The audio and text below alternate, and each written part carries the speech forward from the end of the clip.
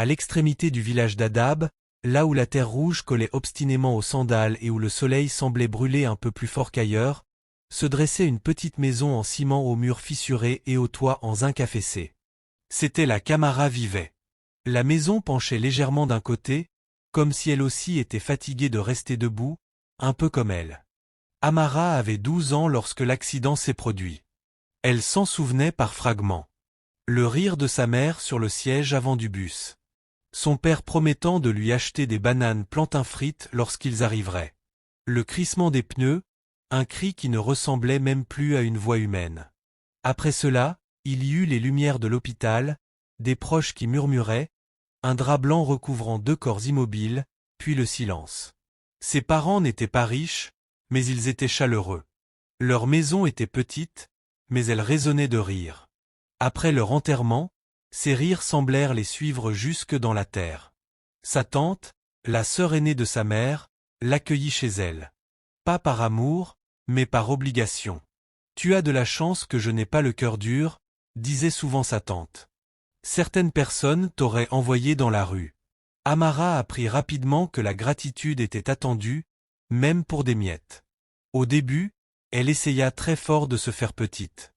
Petite dans son appétit, petite dans sa voix, petite dans sa présence. Mais le chagrin fait des choses étranges à un enfant.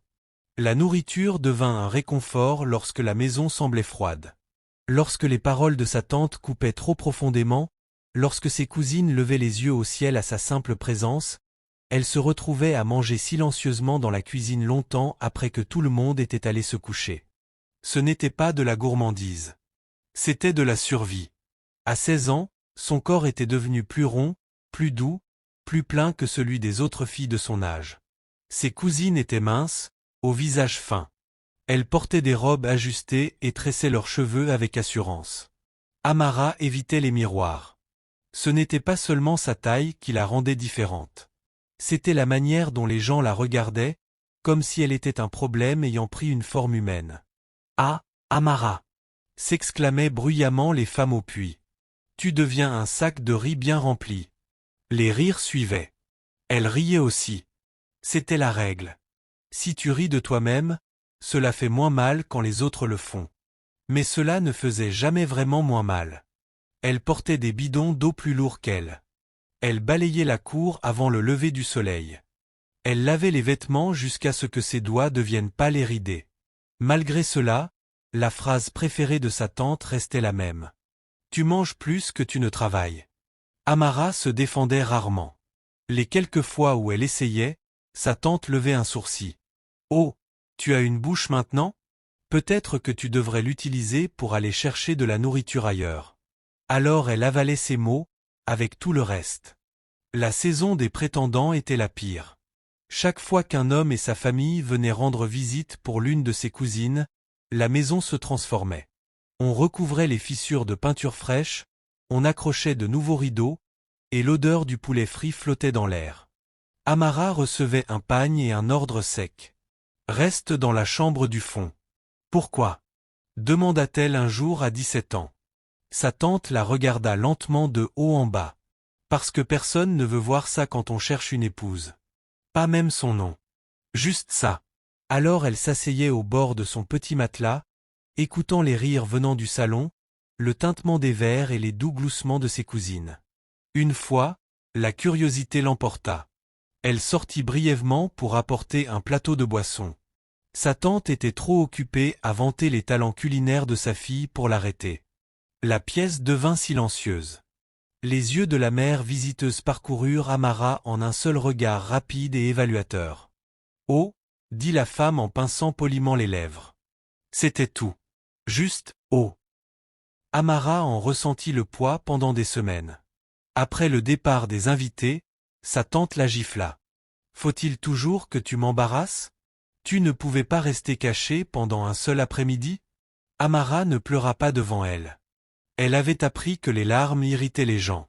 Elle pleurait la nuit, silencieusement, le visage enfoui dans son oreiller mince, priant pour qu'aucun son ne s'échappe de sa gorge. Les garçons du village n'étaient pas plus gentils. « Amara, si on te pousse, tu vas rouler en bas de la colline ?» crièrent-ils un jour sur son passage. Elle continua de marcher. Une autre fois, un jeune homme audacieux lui barra la route. Si je t'épouse, ta dot comprendra-t-elle de la nourriture gratuite à vie? Demanda-t-il à ses amis. Ils éclatèrent de rire. Elle passa soigneusement à côté de lui. Son cœur battait fort, non pas de colère, mais d'humiliation. À 18 ans, la plupart des filles de son âge avaient des admirateurs. Elle recevait des billets secrets, des appels téléphoniques tard le soir, des promesses murmurées derrière les manguiers. Amara recevait le silence. Ou pire, des moqueries déguisées en humour. Et pourtant, malgré tout, elle restait douce. C'était la chose étrange. La douleur ne l'avait pas endurcie. Elle l'avait adoucie. Elle aidait une vieille femme à traverser la route chaque jour de marché. Elle nourrissait les chiens errants avec des restes. Elle aidait les enfants du quartier qui avaient du mal à lire. Elle portait la gentillesse comme si c'était le seul héritage que ses parents lui avaient laissé.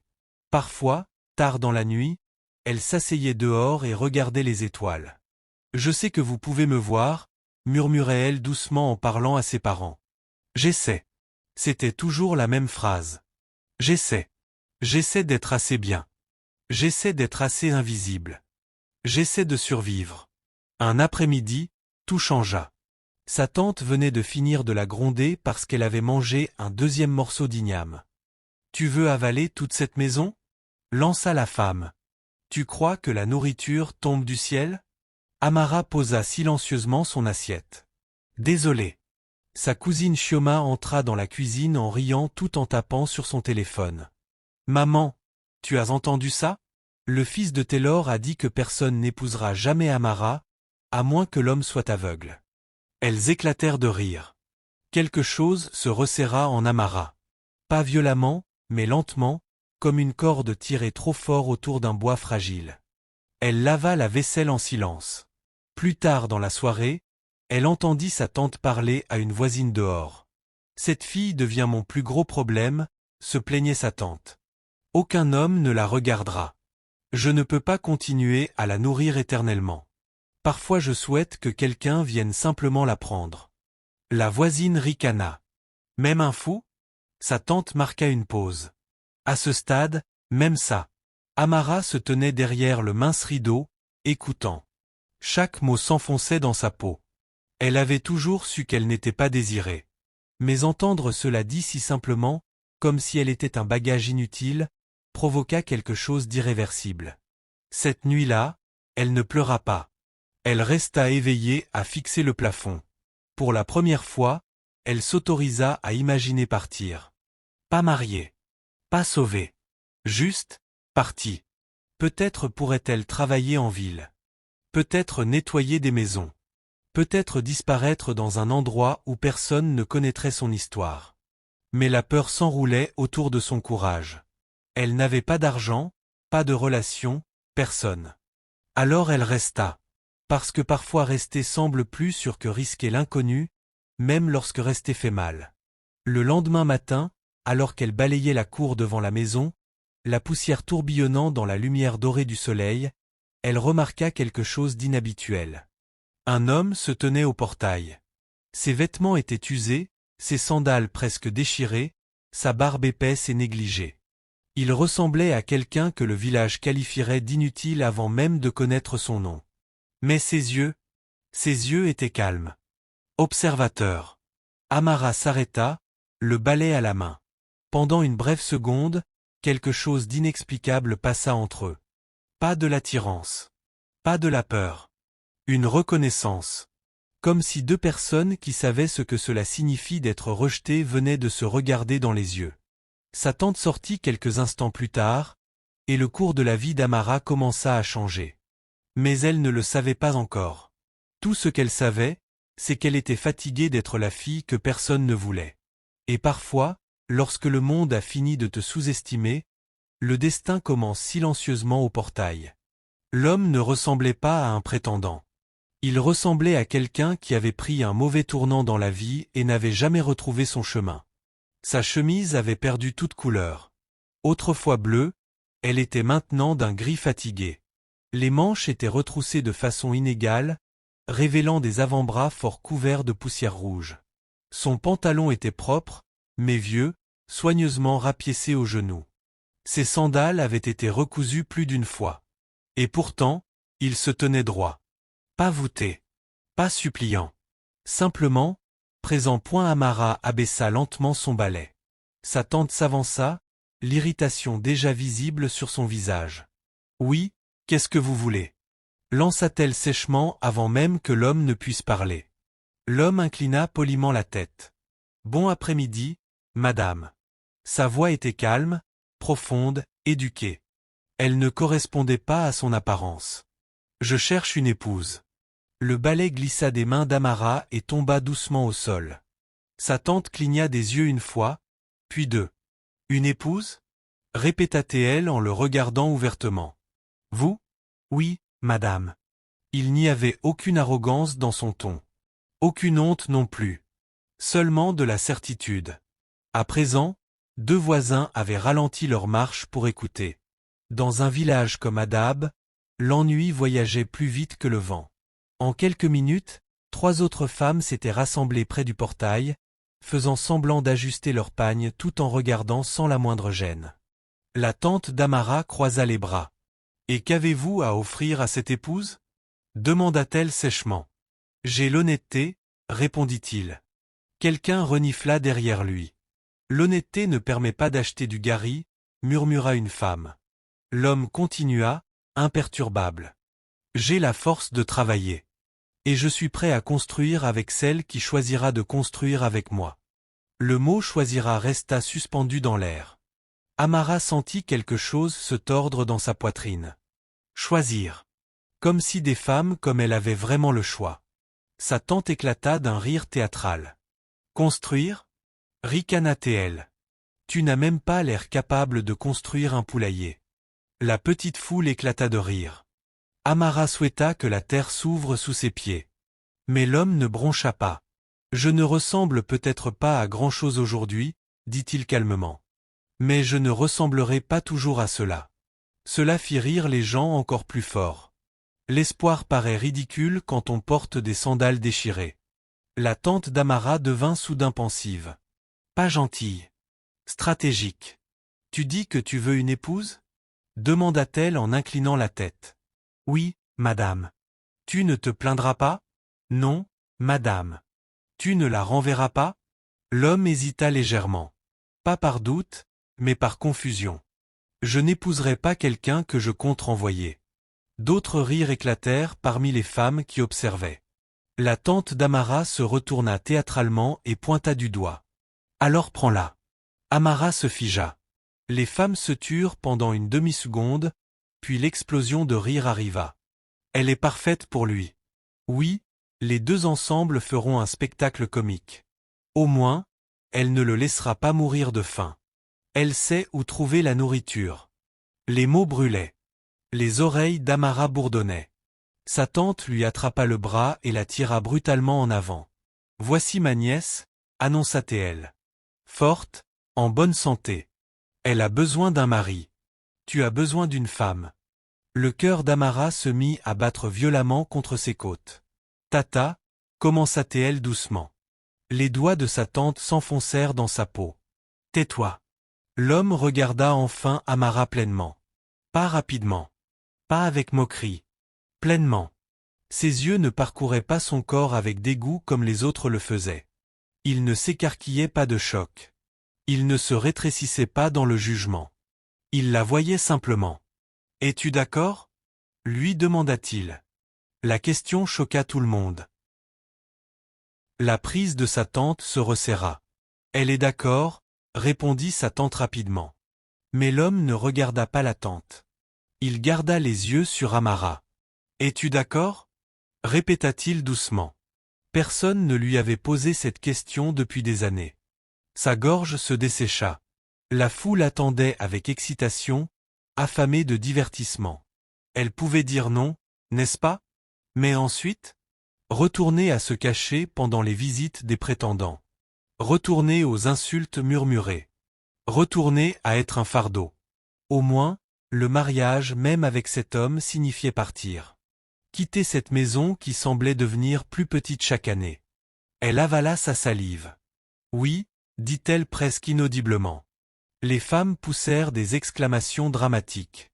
Sa tante frappa une fois dans ses mains. Bien. C'est réglé. Comme ça. Aucune vraie présentation. Aucune négociation. Aucune réunion familiale. Juste une humiliation scellée comme un destin. Les préparatifs du mariage furent précipités et négligés. Il n'y avait aucune joie dans la maison, seulement le soulagement de sa tante. Enfin, murmurait-elle sans cesse. Enfin, un problème s'en va. Ses cousines chuchotaient derrière les portes. Je n'arrive toujours pas à croire qu'elle épouse un mendiant. Peut-être qu'ils mendieront ensemble. Amara emballa silencieusement ses quelques affaires. Les photos de ses parents, 2 robes, une paire de sandales et une petite Bible aux bords usés. C'était tout son monde. Le jour du mariage arriva sous un soleil dur. Ce n'était pas une grande cérémonie. Juste un rapide rite traditionnel dans la cour, devant des voisins venus surtout pour les commérages. Sa tante portait son plus beau pagne et souriait trop largement. L'homme dont Amara venait d'apprendre que le nom était Daniel se tenait calmement à ses côtés. Quand l'ancien demanda s'il l'acceptait comme épouse, sa réponse fut ferme. Oui. Quand ce fut le tour d'Amara, sa voix trembla. Oui. Les femmes poussèrent des you-you sans conviction. Quelqu'un rit encore quand ils échangèrent les bagues. Des anneaux simples, pas en or. Après le bref repas de riz et de ragoût, les invités partirent rapidement, ayant déjà consommé leur divertissement. Alors que le soleil commençait à se coucher, Amara se tenait au bord de la route avec Daniel, attendant la petite moto qui devait les conduire chez lui. Sa tante la serra légèrement dans ses bras. Pas chaleureusement. Sois une bonne épouse, dit-elle. Et essaie de ne pas le manger jusqu'à la pauvreté. Encore des rires. Amara força un sourire. Elle monta derrière Daniel sur la moto. Lorsque le moteur démarra, elle ne regarda pas en arrière.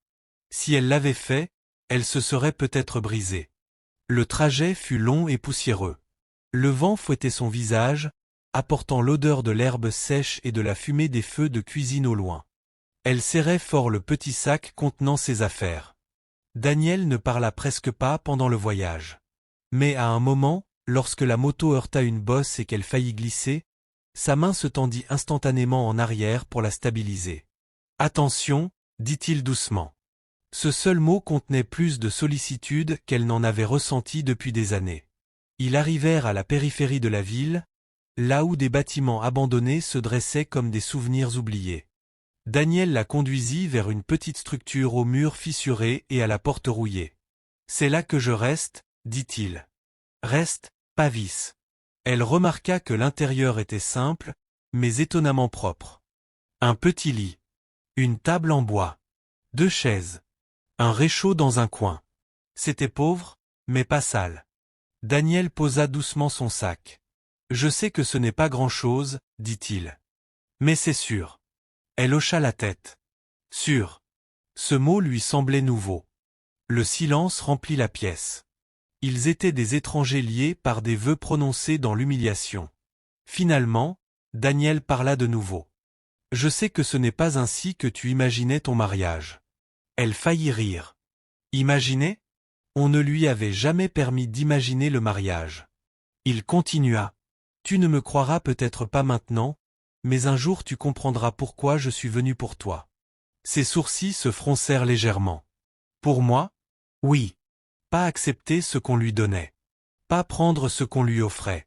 Venir pour elle. » La différence était subtile, mais puissante. Elle ne le questionna pas. Elle était trop fatiguée. Cette nuit-là, allongée sur le lit étroit, regardant le plafond inconnu, elle s'attendait à ce que le regret l'envahisse. Au lieu de cela, elle ressentit quelque chose d'inattendu. Le silence. Pas d'insultes. Pas de murmures. Pas de rire moqueur. Seulement le bruit des insectes nocturnes et du vent lointain. Daniel étendit une natte sur le sol. « Prends le lit, dit-il. Tu es ma femme. Tu mérites du confort. » Personne ne lui avait jamais parlé ainsi. Pas avec sarcasme. Pas avec pitié. Avec dignité. Des larmes glissèrent silencieusement le long de ses tempes. Pour la première fois depuis des années, ce n'étaient pas des larmes d'humiliation. C'étaient des larmes de confusion. Parce que parfois, lorsque l'on s'attend à la cruauté et que l'on reçoit de la gentillesse à la place, cela trouble plus que la douleur elle-même. Alors que le sommeil finit par l'emporter, une pensée tournait dans son esprit. Peut-être que ce mariage n'était pas la punition que tout le monde croyait. Peut-être, juste peut-être, était-ce le début de quelque chose que personne n'avait vu venir. Et pendant ce temps, au village d'Adab, les rires résonnaient encore. Mais le destin avait déjà commencé à réécrire la plaisanterie. Le premier matin dans la maison de Daniel commença avant le lever du soleil. Amara se réveilla au chant lointain d'un coq et au poids inhabituel du silence. Pendant quelques secondes, elle oublia où elle était. Puis elle vit le plafond fissuré, le mince rideau couvrant l'unique fenêtre, et la silhouette de Daniel dormant sur la natte de l'autre côté de la pièce. Son mari. Le mot lui semblait encore étranger. Elle s'assit lentement, essayant de ne pas faire de bruit. Le lit grinça quand même. Daniel bougea légèrement, mais ne se réveilla pas. La maison était petite, une pièce principale, un minuscule espace pour se laver à l'arrière, et un coin étroit servant de cuisine. Les murs portaient de légères traces d'eau des saisons de pluie passées. Le sol en ciment était irrégulier par endroits. Un léger courant d'air passait par les bords de la fenêtre. Mais tout était ordonné. Chaque chose avait sa place. Les marmites de cuisine étaient empilées soigneusement. La table avait été essuyée et brillait de propreté. Même la natte sur laquelle Daniel dormait était pliée avec soin dans un coin. Ce n'était pas la maison d'un homme négligent. C'était la maison de quelqu'un qui survivait avec intention. Amara enroula son châle autour d'elle et sortit. Le bâtiment se trouvait à la lisière de la ville, là où les maisons devenaient rares et où les terres ouvertes s'étendaient en champs d'herbes sèches. Quelques chèvres erraient paresseusement à proximité. De fines colonnes de fumée s'élevaient des maisons lointaines alors que d'autres femmes commençaient leur cuisine du matin. Il ne fallut pas longtemps pour qu'on la remarque. Les murmures voyagèrent comme le vent. C'est la nouvelle épouse. La grosse. Oui, la femme du mendiant. Amara baissa les yeux et commença à balayer le petit espace devant la maison. Le balai frottait contre la terre rouge. Deux femmes s'approchèrent ouvertement. « Bonjour », dit l'une avec une politesse exagérée. « Bonjour », répondit Amara doucement. « Alors », continua la seconde en croisant les bras, « comment est la vie conjugale dans le luxe ?» Elles éclatèrent toutes les deux de rire. Amara força un léger sourire. « C'est paisible », dit-elle. « Paisible » répéta la première. « Dans cette maison cassée ?»« Oui », répondit Amara doucement. « Paisible. » Elles échangèrent un regard, comme si sa réponse calme avait gâché leur amusement. « Eh bien, » renifla l'une d'elles, « la paix ne fait pas cuire la soupe. » Elles s'éloignèrent. Amara continua de balayer. Sa poitrine était serrée, mais pas brisée. Les insultes lui étaient familières. Ce qui lui semblait étrange, c'est qu'elles ne résonnaient plus en elle de la même manière. Dans cette maison, personne ne riait d'elle. Cela comptait plus qu'elle ne l'aurait imaginé. Daniel partit peu après le lever du soleil. « J'ai du travail dans la ville voisine », dit-il en attachant ses sandales usées. « Quel genre de travail » demanda-t-elle avec hésitation. « De petits travaux. Construction, parfois des réparations. » Il la regarda. « Je reviendrai avant la nuit. » Elle hocha la tête. Il s'arrêta à la porte. « Si quelqu'un parle mal de toi, souviens-toi que leurs paroles ne sont pas la vérité. Ce sont des habitudes. Des habitudes. » Cette phrase resta dans son esprit longtemps après son départ. Les jours trouvèrent leur rythme. Daniel partait tôt et revenait tard. Certains soirs, il apportait du riz. D'autres soirs, seulement du gari et des arachides. Mais il ne revenait jamais les mains vides. Et il ne se plaignait jamais. Un soir, la pluie commença soudainement. Pas une pluie douce. Une pluie lourde et furieuse qui frappait le toit en tôle comme des pierres jetées. Amara courut placer des bassines sous les fuites. L'eau tombait régulièrement près du coin du lit.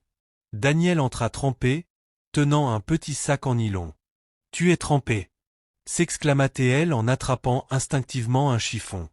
Il sourit légèrement. « J'ai connu pire. » Elle lui tendit quand même le chiffon. La pluie redoubla de force. Le vent s'infiltrait par les fissures de la porte. Ils travaillèrent ensemble en silence, déplaçant les objets pour les éloigner de l'eau. À un moment, leurs mains se frôlèrent en bougeant la table. Amara recula rapidement. Pas par dégoût. Par manque d'habitude. Aucun homme ne l'avait jamais touché avec douceur. Daniel le remarqua mais ne dit rien. À la place, il alluma une petite lanterne et la posa sur la table. La lumière vacillante adoucit la pièce. « Je suis désolé, dit-il soudainement. Pourquoi? Pour t'avoir amené ici. Elle cligna des yeux. Tu ne m'as pas forcé. Il étudia attentivement son visage. Ils t'ont forcé bien avant mon arrivée.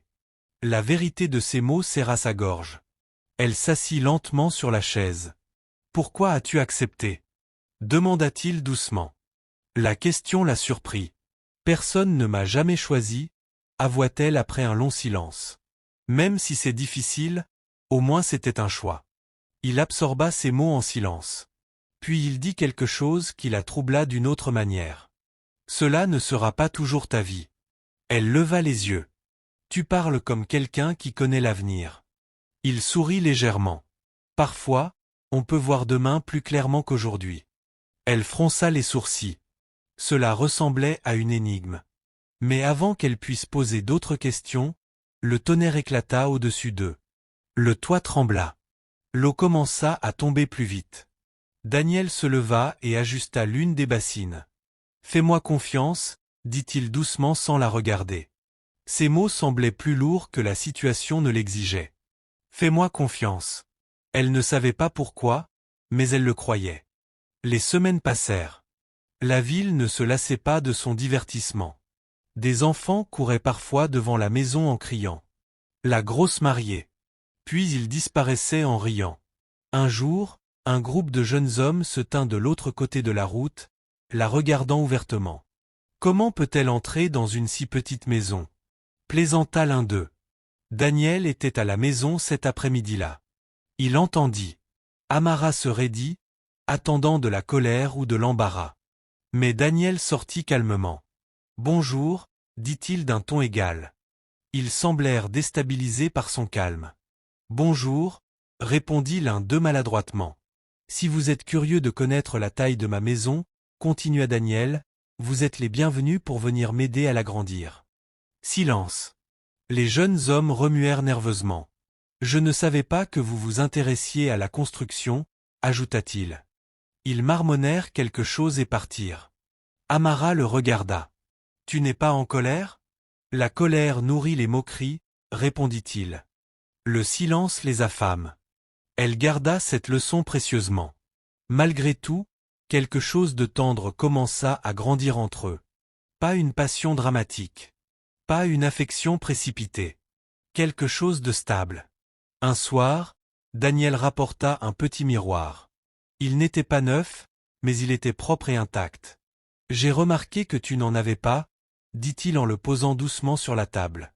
Sa poitrine se serra. « Je n'en ai pas besoin. »« Si, » dit-il doucement. « Tu en as besoin. » Elle hésita avant de le prendre. Son reflet la regardait. Un visage rond.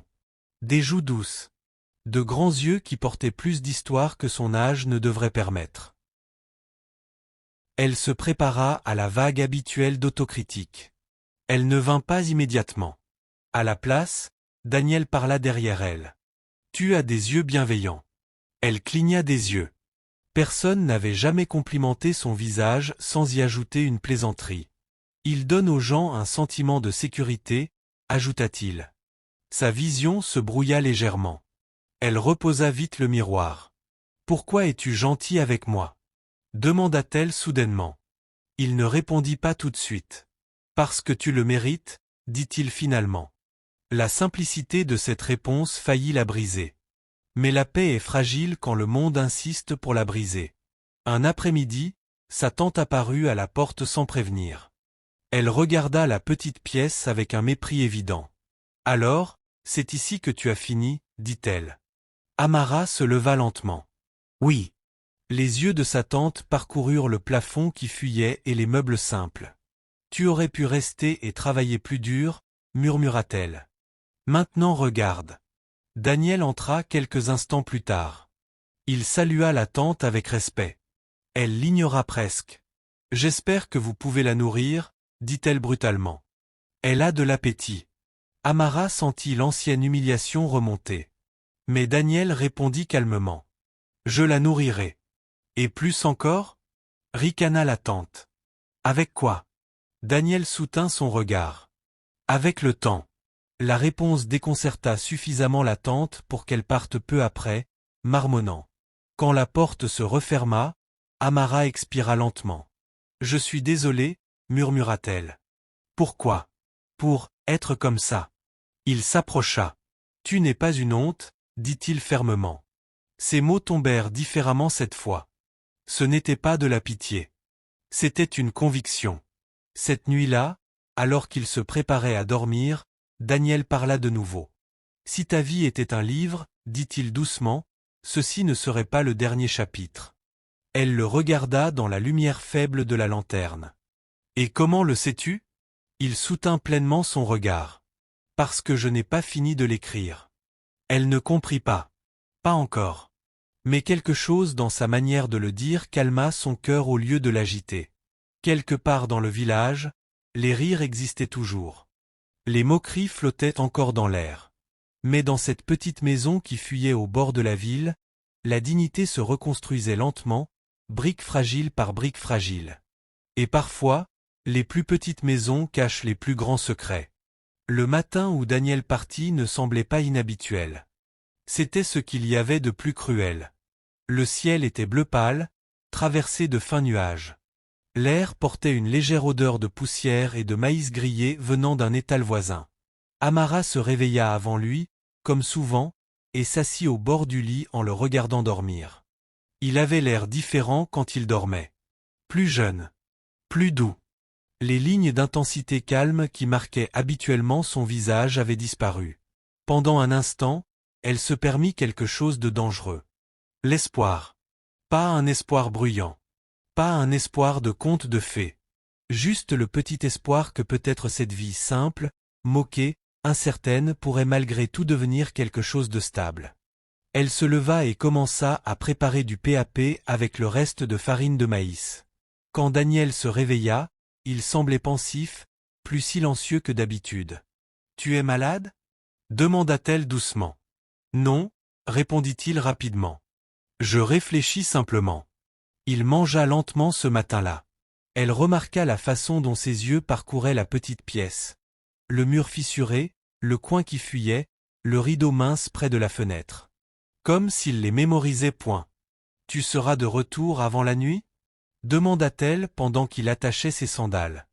Il marqua une légère pause. « Oui. » Mais il y avait quelque chose de différent dans la manière dont il l'avait dit. Elle ne pouvait pas le nommer.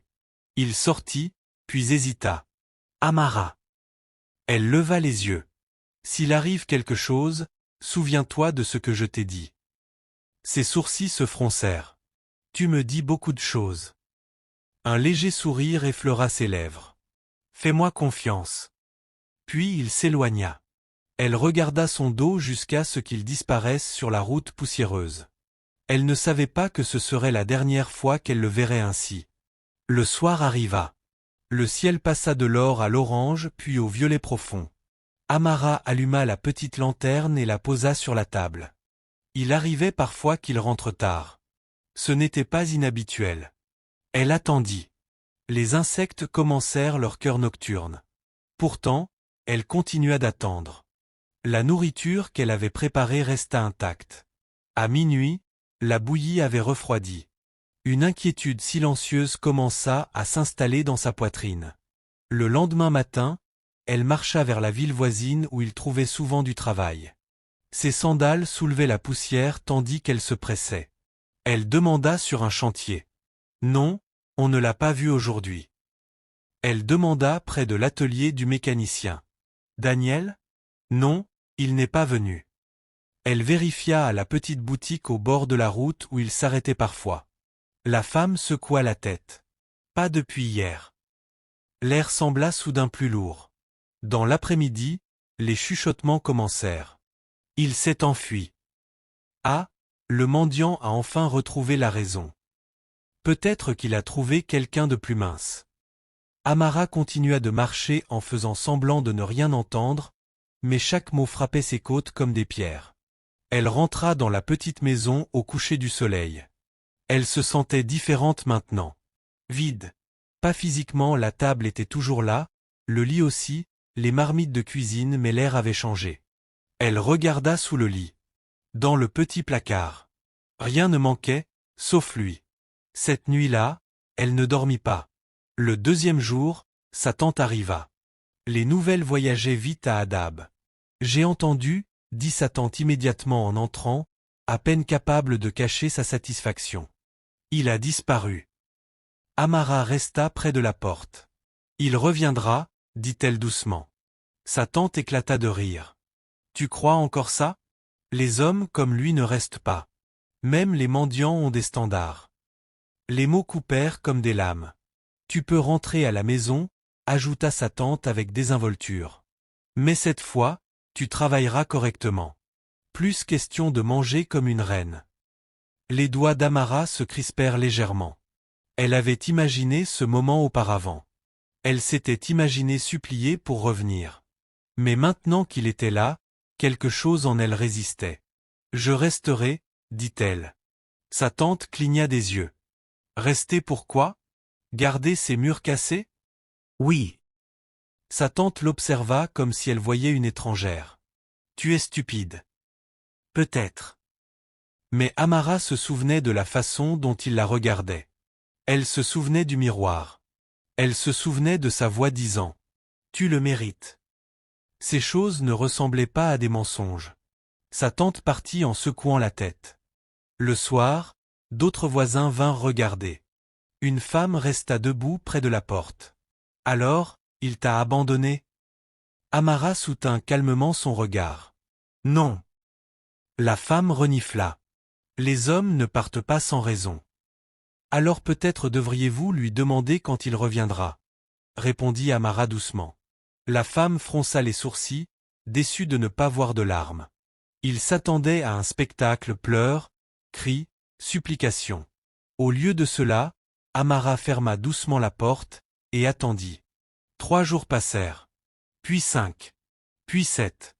Les moqueries devinrent plus fortes. Elle est trop lourde à porter. Il a trouvé mieux ailleurs. Elle croyait avoir de la chance. Chaque rumeur s'enfonçait plus profondément. La nuit, le doute s'infiltrait comme un vent froid à travers les fenêtres fissurées. Et s'il avait menti? Et si elle avait imaginé sa gentillesse? Et si tout cela n'avait été qu'une cruelle plaisanterie de l'univers envers les filles qui osent espérer? Le 10e jour, elle trouva quelque chose. Un papier plié sous le mince matelas. Ses mains tremblaient lorsqu'elle l'ouvrit. L'écriture était nette, ferme. Amara. Si tu lis ceci, cela signifie que j'ai dû partir plus tôt que je ne l'ai expliqué. Ne me cherche pas. Ne crois pas ce qu'ils disent. Fais-moi confiance une dernière fois. Fais-le, et je reviendrai. Aucune explication. Aucune date. Aucune excuse. Seulement une demande de foi. Les larmes coulèrent enfin. Pas des sanglots bruyants, seulement des larmes silencieuses et régulières qui glissaient sur son visage tandis qu'elle s'asseyait au bord du lit. Elle pressa le papier contre sa poitrine. « Je t'ai fait confiance une fois. » murmura-t-elle. Était-elle assez forte pour le faire encore? Puis quelque chose d'étrange se produisit. 2 jours plus tard, un jeune garçon frappa à sa porte. « Livraison » dit-il en tenant un petit sac de riz. « Pour qui » demanda-t-elle prudemment. « Pour vous. » De la part de qui? Il haussa les épaules. Pas de nom. Le lendemain, une femme du marché arriva. « Votre loyer a été payé pour les 3 prochains mois, annonça-t-elle simplement. Amara resta figée. Par qui? La femme haussa les épaules. Quelqu'un a payé en totalité. La confusion se mêla à l'espoir. Elle n'avait aucune économie. Aucun bienfaiteur secret. À moins que... Son cœur battait fort. Était-ce lui? Mais comment? La semaine suivante, une couturière arriva. Mesure, dit la femme d'un ton brusque. Pourquoi faire? Les vêtements sont déjà payés. L'esprit d'Amara tournait. Les villageois remarquèrent aussi. Oh, le mendiant envoie de l'argent maintenant. Peut-être qu'il a volé quelque chose avant de fuir. Les suppositions remplacèrent les certitudes. Mais sous la confusion, une chose devenait indéniable. Daniel ne l'avait pas abandonné. Il avait prévu quelque chose. Elle ne comprenait pas quoi, mais elle le sentait comme le tonnerre au loin avant l'arrivée de la tempête. Un soir, alors qu'elle se tenait dehors à regarder l'horizon se fondre dans le coucher du soleil, un convoi de véhicules noirs apparut au bout de la route poussiéreuse. Grand, brillant, impossible à ignorer. Les enfants coururent derrière en criant. Les hommes sortirent de leur maison. Les véhicules avancèrent lentement vers le bord du village, vers sa maison. Son souffle se coupa. Ce genre de choses n'arrivait pas à Hadab. Pas à moins que quelqu'un d'important ne soit arrivé. La première voiture s'arrêta directement devant sa porte. La poussière tourbillonnait autour des pneus brillants. Un chauffeur en costume descendit. Puis un autre. Tout le village se rassembla en quelques secondes. Le cœur d'Amara battait si fort qu'elle entendait à peine les chuchotements. La portière arrière de la dernière voiture s'ouvrit. Une chaussure brillante toucha le sol. Puis un pantalon taillé sur mesure. Puis un visage familier. Daniel. Mais pas le Daniel qu'ils avaient moqué. Pas celui aux sandales déchirées. Celui-ci portait un costume sombre parfaitement ajusté. Sa posture dégageait l'autorité. Ses yeux avaient la même profondeur calme, mais maintenant entourés d'une richesse indéniable. Des halètements parcoururent la foule. Sa tante se fraya un chemin en avant, presque étouffée par le choc. Ce n'est pas possible. Daniel ferma doucement la portière. Son regard chercha jusqu'à ce qu'il la trouve. Amara se tenait figée dans l'encadrement de la petite maison. La note toujours cachée sous son oreiller. Il marcha lentement vers elle. Chaque pas réduisait un murmure au silence. Il s'arrêta à quelques centimètres d'elle et sourit. « Je te l'avais dit, » murmura-t-il. « Fais-moi confiance. » Et à cet instant, les rires qui avaient autrefois rempli Hadab moururent complètement. Parce que l'histoire qu'il pensait comprendre venait de se réécrire. Et la fille qu'il méprisait n'était plus seule au bord du village. Elle se tenait au début de quelque chose que personne n'avait vu venir. Pendant un long moment, personne ne bougea. Même le vent semblait s'être arrêté. Daniel se tenait devant la petite maison fissurée où il avait autrefois dormi sur une natte tressée. Mais l'homme qui se trouvait là maintenant ne ressemblait plus à quelqu'un qui appartenait au toit qui fuit et aux sandales réparées. Son costume était gris charbon, aux épaules nettes, parfaitement taillé pour sa silhouette. Ses chaussures étaient si bien cirées qu'elles reflétaient la poussière du sol. Une montre argentée reposait calmement sur son poignet. Pas voyante, mais indéniablement chère. Les mêmes yeux, mais désormais entourés de pouvoir. Les villageois le fixaient comme s'ils voyaient un fantôme. Le cœur d'Amara tonnait dans ses oreilles. Son esprit n'arrivait pas à concilier les deux versions de lui. L'homme silencieux qui réparait les bassines qui fuyaient pendant les pluies. Et la présence imposante qui descendait d'un convoi de voitures noires comme s'il possédait la route elle-même. Peut-être que c'était le cas. Derrière lui se tenaient des agents de sécurité en costume sombre. L'un d'eux gardait la portière ouverte avec respect. Un autre scrutait les alentours avec vigilance. Sa tante s'avança dans la foule. « Daniel » murmura-t-elle, sa voix tremblante maintenant. Il se tourna lentement vers elle. « Oui. » Pas d'amertume. Pas de sarcasme. Juste une certitude calme. « Toi ?» Elle cherchait ses mots. « Qu'est-ce que c'est que tout ça ?» Il jeta un regard désinvolte au véhicule. Du transport. Quelques rires nerveux s'échappèrent de la foule. Amara, elle, n'avait toujours pas bougé. Elle semblait enracinée dans l'embrasure de la porte. Les yeux de Daniel revinrent vers elle. Tout le reste s'effaça. Il marcha vers elle. Chaque pas était stable, mesuré et intentionnel. Les villageois s'écartèrent automatiquement, créant un passage dégagé. Lorsqu'il s'arrêta devant elle, il baissa la voix pour que seule elle puisse l'entendre. Je suis désolé d'être parti comme je l'ai fait. Sa gorge se serra. Tu as dit que tu reviendrais, murmura-t-elle. J'ai dit, fais-moi confiance. Ses yeux se remplirent de larmes, mais elle refusa de les laisser couler devant tout le monde. Qui es-tu? Demanda-t-elle doucement. Il soutint son regard. Mon nom est Daniel Okafor. Un murmure parcourut la foule. Ce nom signifiait quelque chose.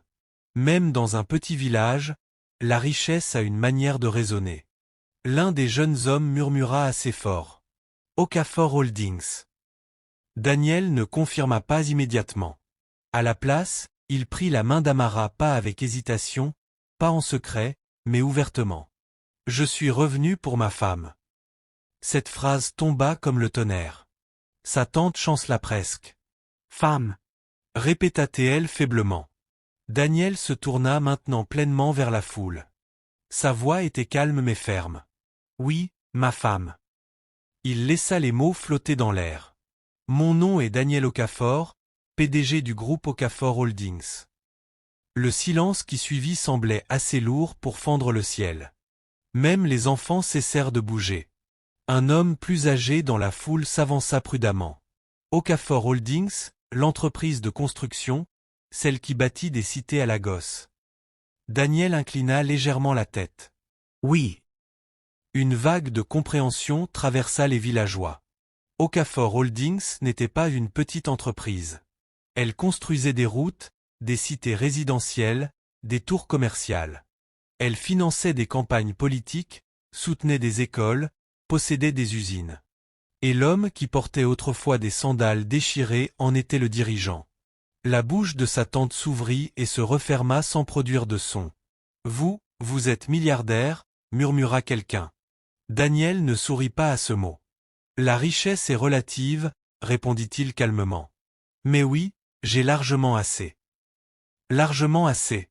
Le même homme qui avait un jour partagé le dernier reste de son gari sans se plaindre. Amara se sentait étourdie. Pourquoi? Demanda-t-elle enfin, sa voix presque inaudible. Pourquoi prétendre? Pourquoi supporter les moqueries?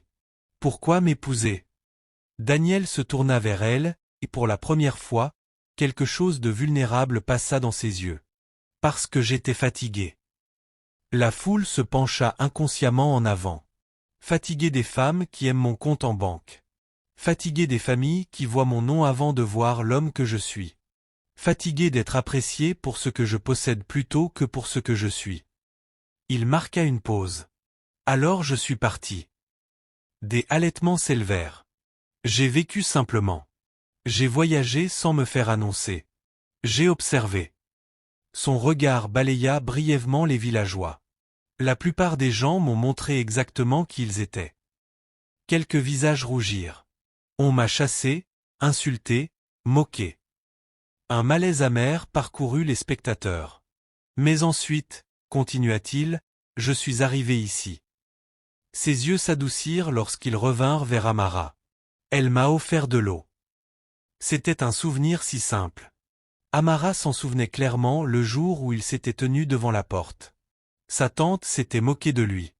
Mais elle lui avait discrètement apporté un verre d'eau. C'était tout. Elle ne connaissait pas mon nom, dit Daniel. Elle ne connaissait pas ma richesse. Elle a seulement vu un homme debout sous le soleil. La foule était maintenant douloureusement silencieuse. Elle m'a traité avec dignité alors qu'elle-même n'en recevait aucune. Le souffle d'Amara se coupa. On s'est moqué d'elle. On l'a poussée vers moi comme une blague. On me l'a offerte comme si elle valait moins qu'un être humain. Sa voix se durcit légèrement. Mais elle a accepté. Il la regarda à nouveau. Elle m'a choisi. Le souvenir de ce jour revint brutalement. Les rires, l'humiliation, le poids d'être montré du doigt comme un objet rejeté. Daniel fit un pas de plus vers elle. Je ne l'ai pas épousée par pitié. Sa voix porta clairement. Je l'ai épousée parce qu'elle était la seule à ne pas diminuer mon humanité. Ces mots frappèrent plus fort que n'importe quelle insulte. Sa tante tomba soudain à genoux. Je ne savais pas, cria-t-elle. Nous ne savions pas qui vous étiez. L'expression de Daniel ne changea pas. C'était justement le but. Un homme dans la foule balbutia. Monsieur, si nous avions su, nous vous aurions traité différemment. Daniel l'interrompit calmement. Oui. Personne ne répondit. Parce que la vérité était évidente. Vous l'auriez fait, dit-il doucement. Le silence devint honte. Il se tourna entièrement vers Amara. Je suis parti pour finaliser quelque chose d'important, dit-il doucement. Je devais revenir, correctement. Elle cligna des yeux. Revenir correctement. Il hocha légèrement la tête. Il fit signe à l'un des hommes derrière lui. L'homme s'avança avec un dossier noir élégant. Daniel le prit et le tendit à Amara. Ses doigts tremblaient lorsqu'elle l'ouvrit. Des documents de propriété. Des titres fonciers. Son nom imprimé clairement. Qu'est-ce que c'est? Murmura-t-elle. Une maison, dit-il. En ville. À ton nom. Sa tête se releva brusquement. À mon nom? Oui. Pas au mien. Pas au leur. Au tien. Il parla doucement. Je ne veux plus jamais que tu aies l'impression de vivre à la merci de quelqu'un. La foule remua mal à l'aise. Les larmes de sa tante coulaient maintenant librement. Amara, mon enfant, pardonne-moi. Amara regarda la femme qu'il avait cachée lors des visites de prétendants. Qu'il avait traitée comme un fardeau. Qu'il avait offerte comme des restes de nourriture. Le pardon monta en elle. Mais pas par faiblesse. Par force. Je ne suis pas en colère, dit-elle calmement. Et cela fit plus mal que la colère. Daniel serra doucement sa main. Nous partons, annonça-t-il. Une vague de panique parcourut les villageois. Partir. Comme ça. L'homme qu'ils avaient moqué. La fille dont ils s'étaient moqués. Daniel fit un geste vers les véhicules. Mais avant de partir, il regarda encore une fois la foule. Ne mesurez jamais une personne à ce qui semble lui manquer, dit-il calmement. Certaines personnes portent la simplicité comme une armure. Personne n'osa répondre. Amara jeta un dernier regard à la petite maison. Les murs fissurés. Le toit qui fuyait. L'endroit où sa dignité avait commencé à se reconstruire. Elle ne la détestait pas. C'était un commencement. Daniel lui ouvrit la portière de la voiture non pas pour impressionner, mais par habitude. Lorsqu'elle entra dans l'intérieur de cuir lisse, le poids du moment s'abattit sur elle. Les mêmes villageois qui avaient ri regardaient maintenant en silence, stupéfaits. Sa tante était toujours à genoux. Les jeunes hommes qui l'avaient moquée évitaient son regard. Les femmes près du puits restaient sans voix. Les moteurs du convoi démarrèrent. La poussière s'éleva à nouveau. Mais cette fois, ce n'était pas l'humiliation qui la suivait. C'était la révélation. Alors que la voiture commençait à avancer, Amara regarda Daniel. « Tu es vraiment revenu, dit-elle doucement. Il sourit. « Je te l'avais dit. » Elle expira lentement.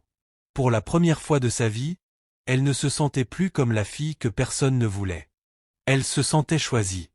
Et derrière eux, le village d'Adab ne raconterait plus jamais la même histoire. Parce que la blague dont ils avaient ri était devenue leur leçon. Le trajet hors d'Adab semblait irréel. Amara était assise silencieusement sur la banquette arrière de la voiture noire élégante. Ses doigts reposaient sur le cuir lisse comme si elle craignait que tout disparaisse si elle appuyait trop fort. À travers la vitre teintée, le village poussiéreux rétrécissait lentement au loin. Le même village qui avait autrefois constitué tout son monde. Daniel était assis à côté d'elle. Pas en face comme un homme d'affaires. Pas devant comme un chef. À côté d'elle.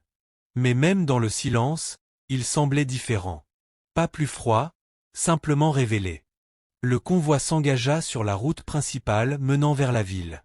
Le ronronnement du moteur était régulier, maîtrisé, rien à voir avec les motos bruyantes auxquelles elle était habituée. Amara parla enfin.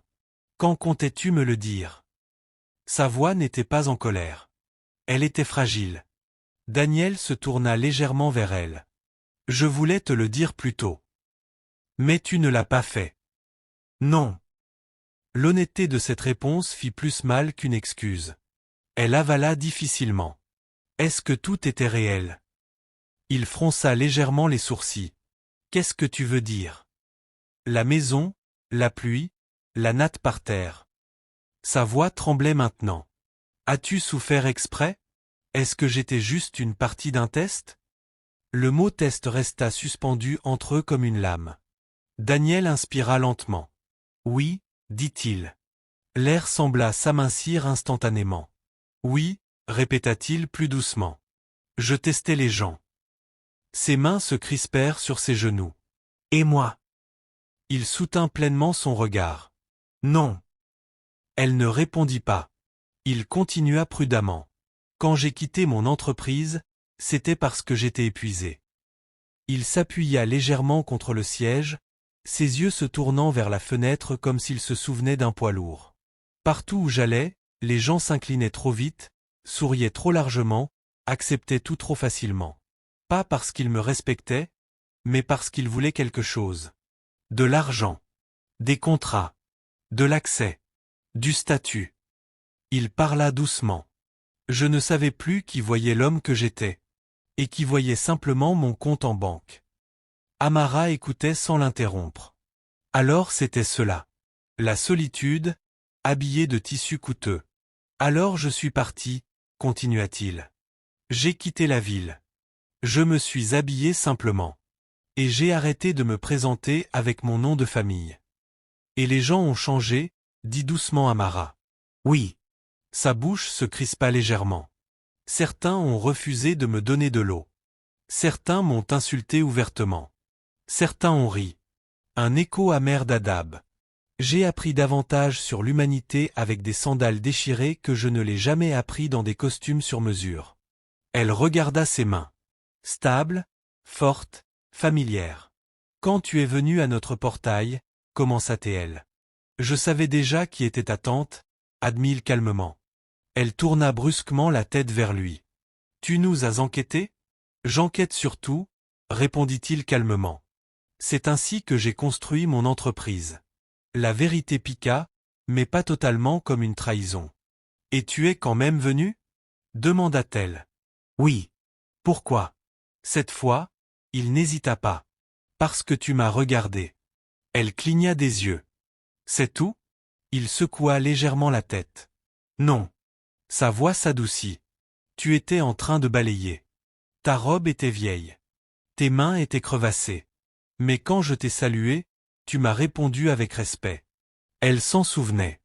Le soleil était brûlant ce jour-là. Et quand ta tante s'est moquée de moi, continua-t-il, tu es entré dans la maison et tu m'as apporté de l'eau. Ce n'était que de l'eau, murmura-t-elle. C'était de la dignité, corrigea-t-il doucement. Le silence remplit de nouveau la voiture, mais il n'était pas hostile. C'était un silence de réflexion. Alors, tu m'as épousé parce que je t'ai donné de l'eau? Demanda-t-elle prudemment. Un léger sourire apparut sur ses lèvres. Je t'ai épousé parce que tu ne m'as pas regardé avec dégoût. Sa poitrine se serra. Ce n'est pas une raison pour se marier. Non, reconnut-il doucement. Ce n'est pas suffisant. La voiture ralentit à l'approche des portes de la ville. Les immeubles élevés commencèrent à remplacer les champs secs. La circulation devint plus dense. Le bruit augmenta. Il se tourna complètement vers elle. Maintenant, je t'ai épousé parce que même quand ils t'ont poussé devant moi comme une blague, tu es resté là avec dignité. Son souffle se coupa. Tu n'as pas pleuré devant eux. Tu n'as pas supplié. Tu ne m'as pas insulté en retour. Tu as simplement accepté. J'ai accepté parce que je n'avais pas le choix, admit-elle. Il hocha la tête. Je sais. Cette reconnaissance signifiait tout. J'ai vu de la force, dit-il, pas de la faiblesse. La voiture entra finalement dans un vaste domaine fermé. Les barrières de sécurité s'ouvrirent immédiatement. Les gardes saluèrent. Le cœur d'Amara recommença à battre plus vite. Les maisons à l'intérieur ne ressemblaient en rien à celles qu'elle connaissait. Grandes, impeccables, entourées de haies taillées et d'allées propres. La voiture s'arrêta devant un immense manoir blanc. Balcon en verre. Haute colonne. Jardin paysager. Elle resta bouche bée. C'est, à toi? Murmura-t-elle. À nous, corrigea-t-il doucement. Ce mot lui serra de nouveau la poitrine. Il sortit le premier et fit le tour pour lui ouvrir la portière. Lorsqu'elle descendit, elle sentit le poids de la grandeur du lieu. La maison se dressait au-dessus d'elle comme quelque chose sorti d'un film. À l'intérieur, les sols brillaient. Des lustres scintillaient au plafond. L'air sentait légèrement les fleurs fraîches. C'était écrasant. « Prends ton temps », dit Daniel doucement. Elle traversa lentement le salon. Tout semblait trop propre pour être touché. « Ce n'est pas mon monde, admit-elle. »« Cela peut le devenir, répondit-il. Elle se tourna brusquement vers lui. « Pourquoi ne me l'as-tu pas dit avant que nous nous marions ?» Son expression redevint sérieuse. « Parce que je devais savoir si tu resterais quand je n'aurais rien. » Elle tressaillit légèrement. « Donc j'étais un test. »« Non, » dit-il fermement. « Tu étais une preuve. »« La preuve de quoi ? » Que la bonté existe encore sans récompense. Ces mots adoucirent quelque chose en elle. « Mais tu es parti, » dit-elle doucement. « Tu as disparu sans explication. » Sa mâchoire se crispa légèrement. « Je devais retourner en ville. Il y avait des questions juridiques, des approbations du conseil d'administration. Je devais reprendre le contrôle. Et tu ne pouvais pas me le dire ? Si je t'avais tout dit avant que tout soit sécurisé, je t'aurais mis en danger. » Elle fronça les sourcils. « En danger de quoi ? De personnes qui auraient essayé de t'utiliser. » Cette réponse avait du poids. Il s'approcha. « Dès que c'est devenu public que j'étais marié, mon conseil d'administration a exigé des détails. Les investisseurs ont posé des questions. Les médias ont commencé à enquêter. » Ses yeux s'écarquillèrent. « Les médias ? Oui. Le monde d'où ils venaient était bruyant. Impitoyable. Je devais te placer en sécurité, dit-il. Des biens à ton nom. Des protections juridiques. De la sécurité. » Elle regarda le dossier qu'elle tenait toujours dans ses mains. La maison à son nom. Ce n'était pas de la charité. C'était une protection. « Tu ne m'abandonnais pas, » murmura-t-elle lentement. « Non. Je te préparais. »« Oui. » Les larmes montèrent enfin dans ses yeux. Pas de douleur cette fois. De compréhension. « Je pensais, » commença-t-elle, la voix brisée. « Je pensais que j'étais trop pour toi aussi. » La vulnérabilité de cette phrase le toucha visiblement. Il s'approcha. « Tu n'es pas trop, » dit-il fermement. Elle chercha dans son visage la moindre trace de pitié. Il n'y en avait aucune. « Tu es plus que suffisante, » continua-t-il. « Tu as simplement vécu parmi des gens qui ne pouvaient pas le voir. » Sa gorge se serra. Il leva doucement la main, lui laissant le temps de se reculer si elle le voulait. Elle ne le fit pas. Ses doigts effleurèrent sa joue et essuyèrent une larme. « Je ne t'ai pas choisi pour te sauver, » dit-il doucement. « Je t'ai choisi pour marcher à mes côtés. » La phrase s'enracina profondément. Pas en dessous de lui. Pas derrière lui. À ses côtés. Elle expira lentement. « Tu le regrettes ? » demanda-t-elle. Il n'hésita pas. « Non. » La certitude dans sa voix ne laissait aucune place au doute. « Et toi ? » demanda-t-il doucement. Elle regarda autour d'elle. Le manoir, les sols brillants, la vie qui semblait trop grande pour son ancienne version d'elle-même. Puis elle le regarda à nouveau. Les mêmes yeux qui avaient réparé des bassines qui fuyaient sous la pluie.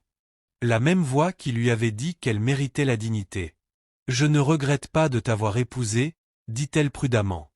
Un léger sourire courba ses lèvres. « Mais j'ai encore peur. »« C'est honnête, » dit-il. « Je ne sais pas comment être, tout ça. » Il hocha la tête. « Tu n'apprendras pas du jour au lendemain. » Il recula légèrement, lui laissant de l'espace. « Mais tu n'apprendras pas seul. » Au-delà des murs du domaine, le monde continuait de tourner avec ses ragots. À Hadab, il devait probablement encore raconter le moment où il était sorti de la voiture. Mais dans ce manoir, quelque chose de plus important se produisait. La vérité avait remplacé le mystère. La peur avait été nommée. Et pour la première fois, Amara n'était pas seulement la fille qui avait été choisie. Elle était la femme que l'on préparait à devenir. Et Daniel n'était plus un secret. Il était simplement son mari.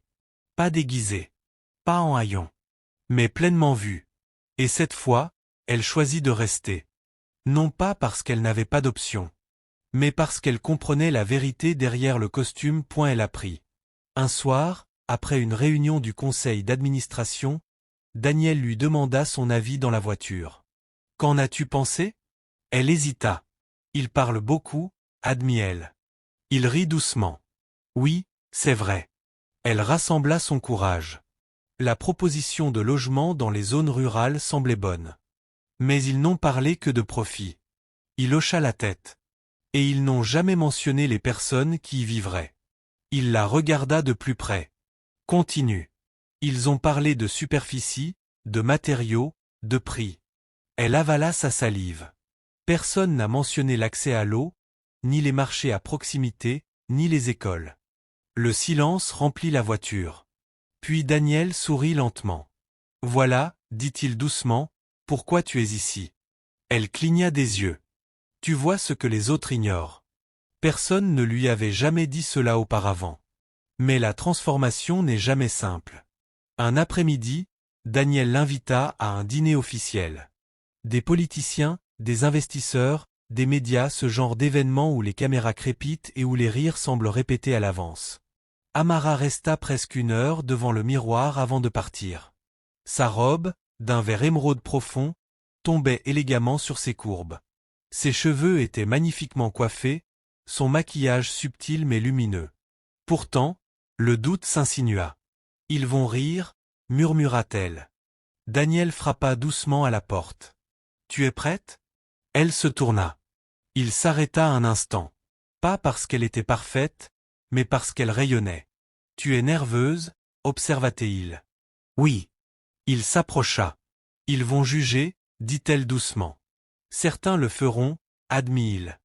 Sa poitrine se serra. « Mais ils t'écouteront aussi. » Il lui tendit la main. « Marche avec moi. » La salle de réception était grandiose. Lustres étincelants, sol poli, caméras qui crépitaient. Lorsqu'ils entrèrent, les conversations s'interrompirent un instant. On observa. On évalua. On chuchota. Elle sentit l'ancienne chaleur du regard des autres remonter le long de sa peau. Trop grosse. Trop villageoise. Trop inattendue. Daniel ne serra pas sa main par excuse. Il la serra par solidarité. Il la présenta avec assurance. « Voici mon épouse, Amara Okafor. » Pas murmuré. Pas caché. Avec fierté. Elle hocha poliment la tête à chaque personne. Certains sourires étaient sincères. D'autres calculés. Elle savait maintenant faire la différence. Au milieu de la soirée, une journaliste s'approcha. « Madame, que ressentez-vous en passant de la vie rurale à tout cela ?» La question n'était pas cruelle, mais elle était lourde de sens. Amara inspira lentement. « C'est très instructif, » répondit-elle calmement. La journaliste cligna des yeux. « De quelle manière ?»« J'apprends que la richesse ne crée pas automatiquement la sagesse, » dit-elle doucement. « Et la pauvreté ne l'efface pas non plus. » Quelques têtes se tournèrent. Les lèvres de Daniel se courbèrent légèrement. La journaliste griffonna rapidement. « Et quel rôle jouerez-vous dans Okafor Holdings ?» Amara soutint son regard. « Celui de veiller à ce que les gens ne soient pas oubliés. » Voilà. Pas répété. Pas appris par cœur. Sa propre voix. Plus tard dans la nuit, alors qu'il rentrait en voiture, elle expira profondément. « Je ne t'ai pas embarrassé ?» demanda-t-elle. Daniel sembla presque offensé. « Tu t'es représenté toi-même, » dit-il. « Et cela n'est jamais embarrassant. » Elle s'adossa lentement au siège. Pour la première fois de sa vie, elle avait parlé sans se diminuer. Les mois passèrent. Amara commença à diriger de petits projets internes axés sur l'amélioration du logement communautaire. Elle visita des zones rurales avec Daniel, parla avec des femmes, écouta les agriculteurs, posa des questions sur l'eau et les systèmes d'irrigation. Elle n'était plus la fille qui se cachait lors des visites de prétendants. On l'écoutait désormais. On la respectait. Un après-midi, elle reçut un message, une vidéo. Quelqu'un lui avait envoyé un enregistrement venant du village d'Adab. Sa tante regardait la télévision dans une petite boutique. À l'écran, Amara parlait lors d'une conférence. Confiante, éloquente, rayonnante. Les femmes autour d'elle la regardaient avec stupéfaction. « C'est la même fille ?» demanda quelqu'un avec incrédulité. Amara regarda la vidéo en silence. Pas avec colère. Pas avec orgueil. Avec clarté. Daniel remarqua son expression. « Qu'y a-t-il ? » « Rien, » répondit-elle doucement. Mais au fond d'elle, quelque chose avait changé pour toujours. La fille qu'ils avaient moquée n'essayait plus de leur prouver qu'ils avaient tort. Elle les avait simplement dépassés. Cette nuit-là, debout sur le balcon de leur manoir surplombant les lumières de la ville, elle sentit quelque chose d'inconnu se déposer dans sa poitrine. Ce n'était pas l'insécurité. Ce n'était pas la peur. C'était l'appartenance. Pas parce que son corps avait changé. Pas parce qu'elle avait épousé la richesse. Mais parce qu'elle avait découvert quelque chose de bien plus puissant. Sa voix. Et cette fois, personne ne pourrait la renvoyer à l'arrière-plan. Elle n'était plus la blague offerte devant une porte. Elle était une femme qui construisait ses propres portes. Et le monde commençait lentement à le remarquer. L'invitation était délibérée. Daniel ne l'avait pas suggérée par hasard. C'était Amara. « Je veux y retourner », dit-elle un soir, debout près de la grande baille vitrée de leur salon, regardant les lumières de la ville scintiller en contrebas. Daniel leva les yeux du dossier qu'il tenait. « À Hadab ? » ?»« Oui. » Il l'étudia attentivement. « Pourquoi ?» Elle croisa les bras doucement, réfléchissant. « Pas pour prouver quoi que ce soit, » dit-elle lentement. « Mais si je n'y retourne jamais, j'aurai toujours l'impression d'avoir fui. » Il referma le dossier. « Tu ne leur dois aucune explication. »« Je sais, » répondit-elle doucement. « Ce n'est pas pour eux. » Il attendit. « C'est pour moi. » Cela suffit. En quelques semaines, les préparatifs furent lancés. Pas pour une simple visite privée. Mais pour quelque chose de plus grand. Le lancement d'une œuvre caritative. Une fondation enregistrée à son nom, l'initiative Amara, consacrée à l'éducation et au logement des jeunes filles orphelines dans les communautés rurales. Lorsque les lettres officielles arrivèrent au village d'Hadab annonçant que l'événement s'y tiendrait, la confusion se répandit comme une traînée de poudre. Amara ? Quelle Amara ? La femme du mendiant ? Non, celle-là est partie en ville. J'ai entendu dire qu'elle a épousé un homme riche. Riche comment ? Les spéculations fleurirent. Et sous ces murmures, une certaine gêne. Le jour de l'événement arriva, lumineux et chaud. Le terrain poussiéreux près de la place du village avait été nettoyé et décoré. Un grand chapiteau blanc flottait dans la brise. Des rangées de chaises étaient soigneusement alignées. Une scène avait été construite simple mais digne. Des banderoles affichaient clairement le nom de la fondation. Les habitants arrivèrent tôt. La curiosité est plus forte que l'orgueil. Sa tante arriva vêtue de son plus beau pagne, celui qu'elle gardait pour les mariages et les anniversaires d'église. Son visage portait une expression tendue. Ni tout à fait de l'excitation. Ni tout à fait de la peur. Les mêmes femmes qui avaient autrefois moqué Amara se tenaient maintenant en petits groupes, chuchotant avec prudence. « Tu crois qu'elle va nous parler ? Peut-être qu'elle ne nous regardera même pas. J'ai entendu dire qu'elle vit dans un manoir. » Puis le convoi apparut. Moins spectaculaire que la première fois, mais impossible à ignorer. Les voitures arrivèrent lentement et se garèrent en ligne. La sécurité descendit d'abord, observant discrètement les environs. Puis Daniel sortit. Il portait un costume clair, élégant mais simple. Et ensuite Amara descendit de la voiture. L'air sembla changer. Elle portait une robe bleu profond, fluide mais modeste, parfaitement ajustée. Ses cheveux étaient coiffés simplement.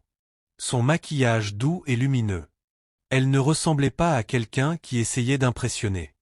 Elle ressemblait à quelqu'un qui était exactement à sa place.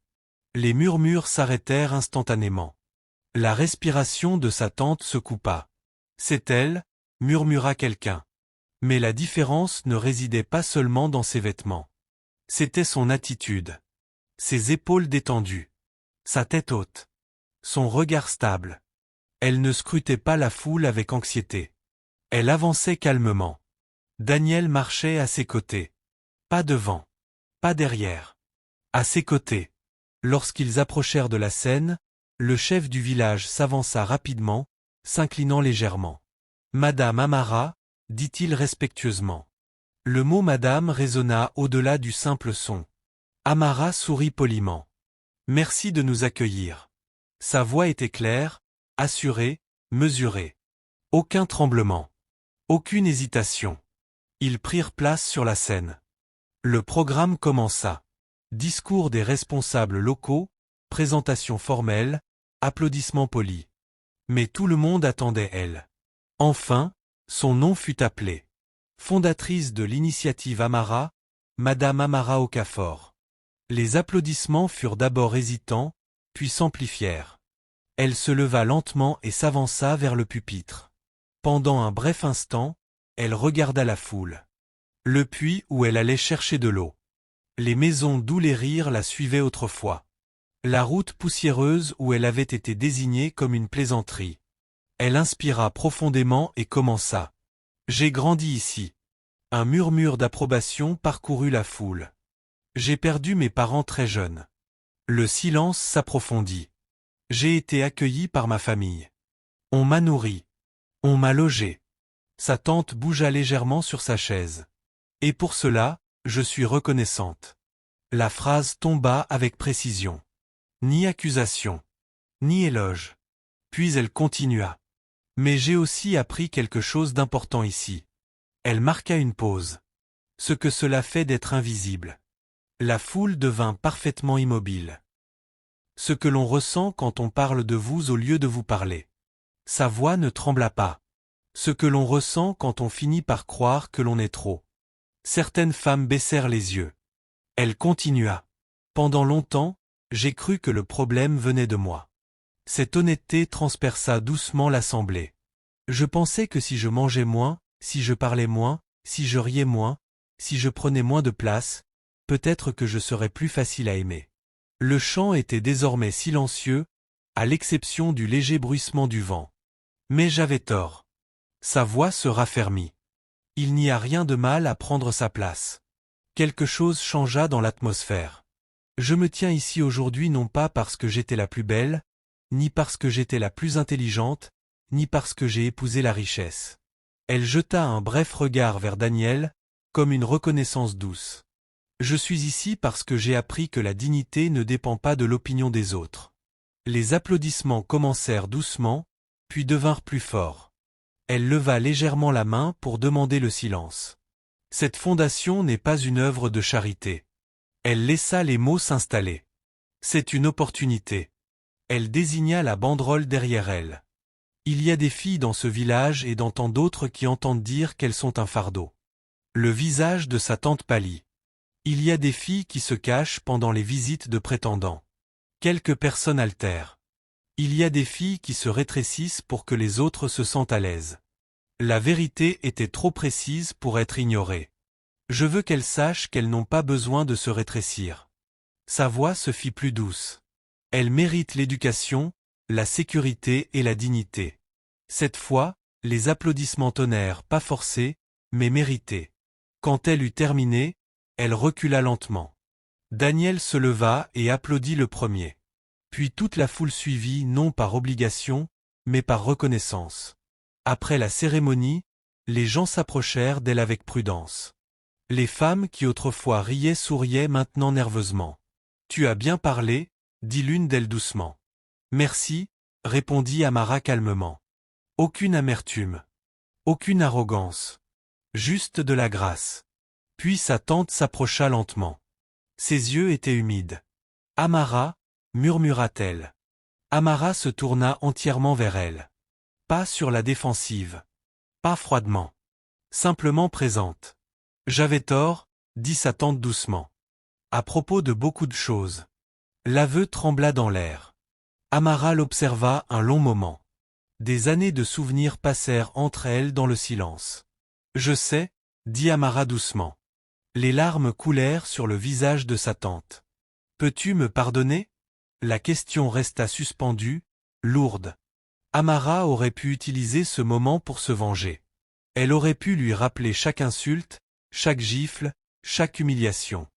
Mais elle choisit quelque chose de plus lourd. « Je t'ai pardonné avant même de partir » dit-elle doucement. Sa tante resta stupéfaite. Mais le pardon n'efface pas la vérité, ajouta Amara calmement. La phrase n'était pas cruelle. C'était une limite. Sa tante hocha lentement la tête. Je comprends. Pour la première fois, peut-être, elle comprenait vraiment. Alors que le soleil commençait à descendre, Daniel rejoignit Amara près du bord du terrain. Tu as été puissante, dit-il doucement. Elle expira lentement. J'ai simplement été honnête. Il sourit légèrement. C'est encore plus puissant. Elle regarda le village. Les enfants couraient entre les chaises. Les femmes se regroupaient en petits cercles. Les hommes parlaient de la fondation avec excitation. Ce n'était plus le rire qui remplissait l'air. C'était la possibilité. Je ne me sens pas en colère, admit-elle doucement.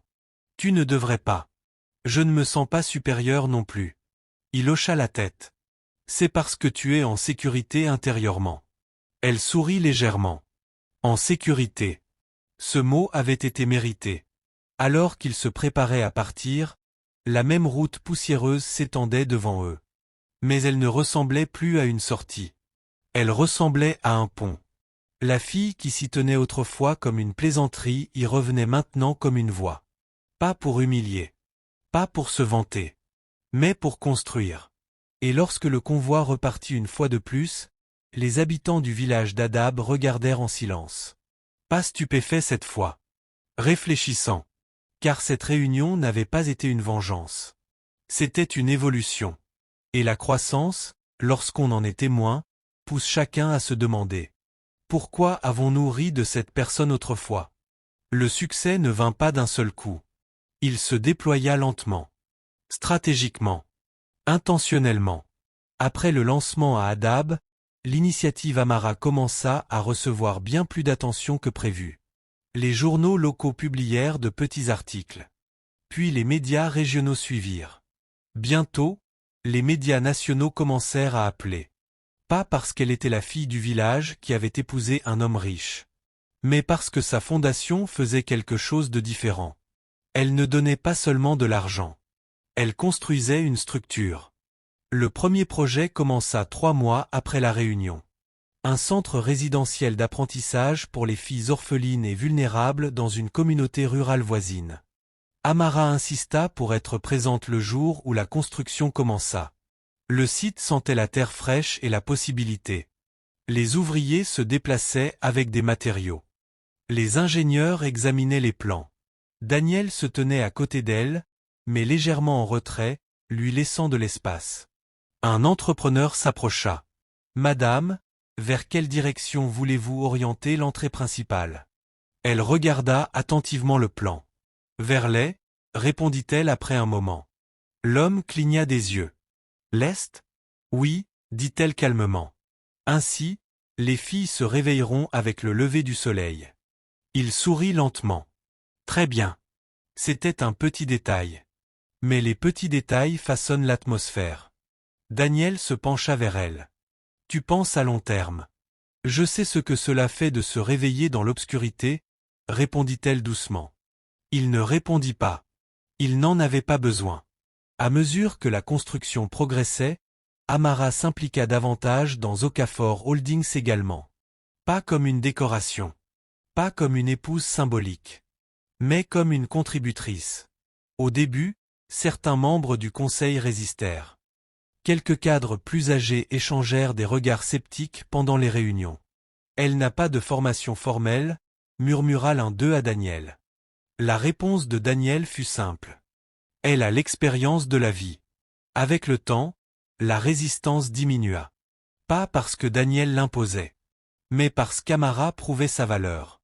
Elle examina personnellement les projets de logements ruraux. Elle insista pour inclure des puits communautaires, l'accès aux écoles et de petits espaces de marché dans les nouveaux quartiers. Les gens n'ont pas seulement besoin de maisons, dit-elle lors d'une réunion stratégique. La salle devint silencieuse. Ils ont besoin de systèmes. Et les systèmes créent la stabilité. Un membre plus âgé du conseil hocha lentement la tête. C'est exact. Son influence grandit. Non par intimidation, mais par clarté. Mais la croissance attire aussi les critiques. Un après-midi, Un blog publia un article. De femme de mendiant à bienfaitrice milliardaire, tout n'est-il qu'une image. L'article insinuait que sa fondation n'était qu'un outil de publicité. Que sa transformation était exagérée. Que Daniel l'avait peut-être sauvée pour des raisons d'image. Les commentaires étaient cruels. Elle a juste eu de la chance. Elle est un projet. Elle a seulement épousé plus riche. Amara lut l'article seule dans son bureau. L'ancienne douleur remua légèrement. Trop. Pas assez. Indigne. Daniel la trouva plus tard, regardant son téléphone. Tu l'as vu? Demanda-t-il doucement. Oui. Il attendit. Elle lui tendit le téléphone. Il parcourut l'article. Je peux le faire supprimer, dit-il calmement. Elle secoua la tête. Non. Il la regarda attentivement. Cela ne me définit pas, dit-elle doucement. Mais cela définira ma réponse. Il observa son expression. Que vas-tu faire? Elle posa doucement le téléphone. Travailler. Il sourit légèrement. C'est dangereux. Pourquoi? Parce que des résultats constants font taire le bruit bien mieux que les arguments. Elle expira. Parfait. Les mois passèrent. Le centre résidentiel ouvrit ses portes. 50 filles arrivèrent la première semaine. Amara se tenait à l'entrée, les regardant arriver. Certaines arrivaient avec de simples sacs en plastique contenant toutes leurs affaires. D'autres tenaient fermement la main de leur jeune frère ou sœur avant de la lâcher. Une petite fille attira immédiatement l'attention d'Amara. Petite, ronde de visage, évitant le contact visuel. Elle rappelait douloureusement Amara elle-même. La fillette sursauta légèrement lorsqu'un autre enfant la bouscula. Amara s'approcha lentement et s'agenouilla à sa hauteur. « Comment t'appelles-tu » demanda-t-elle doucement. « Zanab » murmura la fille. « Zanab » répéta Amara chaleureusement. « Aimes-tu les livres » La fille hocha légèrement la tête. « Nous en avons beaucoup. » Les yeux de Zanab se levèrent légèrement, surprise. « Est-ce qu'ils vont se moquer de moi » demanda-t-elle soudainement. La question frappa profondément Amara. « Non, dit-elle fermement. Pas ici. » La fille observa attentivement son visage, cherchant la vérité. Amara soutint son regard avec assurance. Ce n'était pas seulement des paroles rassurantes. C'était un engagement. Le changement devint visible non seulement dans ses projets, mais aussi dans sa présence. Elle n'hésitait plus avant d'entrer dans une pièce. Elle ne vérifiait plus nerveusement son reflet dans les miroirs. Son corps n'avait pas radicalement changé, même si elle avait adopté des habitudes plus saines pour la force et l'énergie. Mais la transformation n'était pas physique. Elle était intérieure. La confiance a du poids, et elle la portait bien. Lors d'un forum économique national, elle fut invitée à parler aux côtés de dirigeants d'entreprises influents. Le thème, le développement durable et l'investissement communautaire. Elle se tint derrière le pupitre, sans intimidation. Le développement sans empathie, commença-t-elle calmement, crée des infrastructures sans impact. Le public écoutait attentivement. J'ai grandi dans un village où la survie dépendait de la communauté, continua-t-elle. Quand nous construisons des maisons sans école, nous créons de la distance. Quand nous créons des emplois sans transport, nous créons de la frustration. Elle marqua une pause. L'investissement doit considérer les personnes avant le profit. Les applaudissements furent immédiats. Après son discours, plusieurs dirigeants vinrent la voir. « Votre perspective est rafraîchissante », admit l'un d'eux. Elle sourit poliment. Elle est surtout pratique. Daniel observait à distance. La fierté était visible, mais discrète. Elle n'avait plus besoin de sa validation. Elle se tenait debout par elle-même. À Adab aussi, les choses avaient changé. Le centre d'apprentissage employait des travailleurs locaux. De petites entreprises commencèrent à apparaître près du site. Les routes furent améliorées. L'électricité devint plus stable. Un après-midi, sa tante visita le centre. Amara la vit de loin et s'approcha calmement. « Tu as construit tout cela » dit sa tante doucement en regardant autour d'elle. « Nous l'avons construit » corrigea Amara. Sa tante hocha lentement la tête. « Tu as toujours été forte » admit-elle doucement. « Je ne l'avais simplement pas vu. Amara observa son visage. Tu voyais ce qu'on t'avait appris à valoriser, répondit-elle doucement. Sa tante sembla confuse. La minceur, le mariage, l'approbation, précisa Amara. Sa tante baissa les yeux. C'était ma façon de survivre. Et voilà. L'écho des générations. La douleur transmise, déguisée en discipline. Amara ne protesta pas. Je ne te déteste pas, dit-elle doucement. Les yeux de sa tante se remplirent à nouveau de larmes. Je sais. Le blog qu'il avait critiqué finit par se taire. Les chiffres parlaient plus fort. Taux de réussite scolaire. Placement en bourse d'études. Opportunités d'emploi. L'initiative Amara s'étendit à 3 autres communautés en un an. Et quelque chose d'autre changea aussi. Les jeunes filles commencèrent à utiliser son nom comme exemple. Elle est comme Madame Amara. Elle vivait ici. Elle n'a pas abandonné. Voilà la véritable transformation. Pas la richesse. Pas l'influence. Un soir, Amara se tenait de nouveau sur le balcon de leur maison, regardant la ville. Daniel la rejoignit en silence. Tu réfléchis, observa-t-il. Oui. À quoi? À quel point c'est étrange, dit-elle lentement. Avant, je suppliais le monde de me voir. Elle sourit légèrement. Et maintenant? Maintenant, je me vois moi-même. Il glissa sa main dans la sienne. Le monde s'est ajusté. Elle secoua doucement la tête. Non. Elle regarda les lumières de la ville. C'est moi qui me suis ajusté. Le silence s'installa entre eux. Paisible. Mérité. La fille qui se cachait autrefois dans les arrière-salles était devenue quelqu'un que les autres s'avançaient pour écouter. L'orpheline autrefois appelée Fardeau avait construit des systèmes de soutien.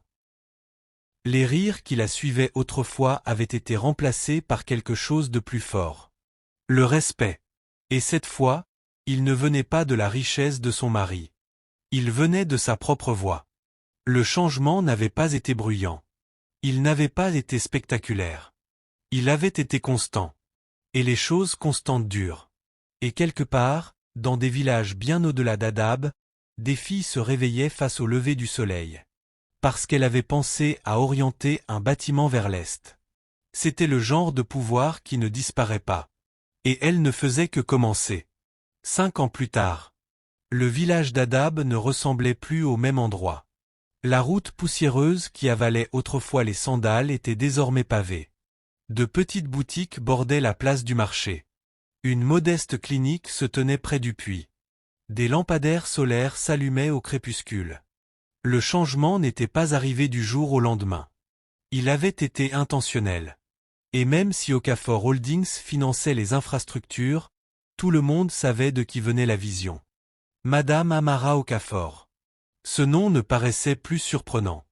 Il paraissait établi. À Lagos, le siège d'Okafor Holdings bourdonnait de précision. Les murs de verre reflétaient le mouvement et l'ambition. Les assistants se déplaçaient rapidement entre les réunions. Les téléphones sonnaient avec régularité. Dans la salle du conseil exécutif, Amara était assise en tête de table. Pas à côté de Daniel. À la tête. Les membres du conseil attendaient pendant qu'elle examinait une proposition. Une nouvelle expansion de logements abordables dans 3 communautés rurales supplémentaires, avec écoles et centres de santé intégrés. Elle referma doucement le dossier. Nous avançons, dit-elle calmement. Pas d'hésitation. Pas de recherche d'approbation. Juste une décision. Un cadre supérieur sourit légèrement. Bien sûr, madame. Daniel l'observait de l'autre côté de la table. Sans intervenir. Sans guider. Simplement fier. Après la réunion, il resta un instant. Tu ne m'as même pas regardé avant d'approuver, plaisanta-t-il. Elle se pencha en arrière dans son fauteuil. Je n'en avais pas besoin. Il sourit. Tu es dangereuse maintenant. Elle leva un sourcil. Je l'ai toujours été.